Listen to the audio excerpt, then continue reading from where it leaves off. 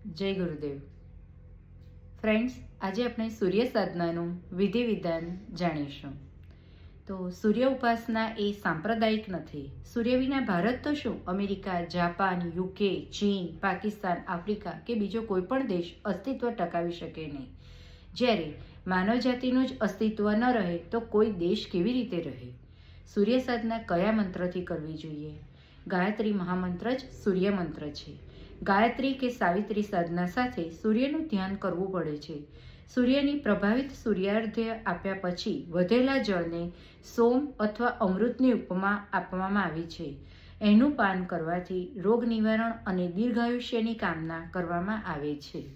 જ્યારે ભાષાનો વિકાસ થયો ત્યારે વાણી દ્વારા પ્રાર્થના ઉપાસના થવા લાગી અને ગાયત્રી મંત્રને જ સૂર્ય સાધનાનો મુખ્ય મંત્ર માનવામાં આવ્યો. સાધક સૂર્યની સામે બેસીને ગાયત્રીના જપ કરે છે ત્યારે સૂર્યની ઉર્જા એટલે કે અદ્રશ્ય ઇન્ફ્રારેડ કિરણો સાધકના શરીરમાં પ્રવેશીને શારીરિક તથા માનસિક રોગોને ઠીક કરીને રોગ પ્રતિકારક શક્તિ અને ચેતના શક્તિમાં વધારો કરી આધ્યાત્મિક ઉર્જા પ્રદાન કરે છે. અનેક લોકો એક જ સમયે એક નિર્ધારિત સાધના કરે તો તેનું વધારે ફળ મળે છે. ઇસ્લામ ધર્મમાં નમાઝ પઢવાનો નિશ્ચિત સમય હોય છે. ચર્ચમાં, ગુરુદ્વારામાં નિયત સમય પ્રાર્થના કરવામાં આવે છે. ભારતીય સનાતન ધર્મ સંસ્કૃતિમાં સૂર્યોદય અને સૂર્યાસ્ત વખતે ગાયત્રી મંત્રના માધ્યમથી સંધ્યાવંદન, જપ તથા ધ્યાન કરવા માટે ખૂબ ભાર મૂકવામાં આવ્યો છે. ગાયત્રી મંત્રની ગરિમા સર્વવિદિત છે.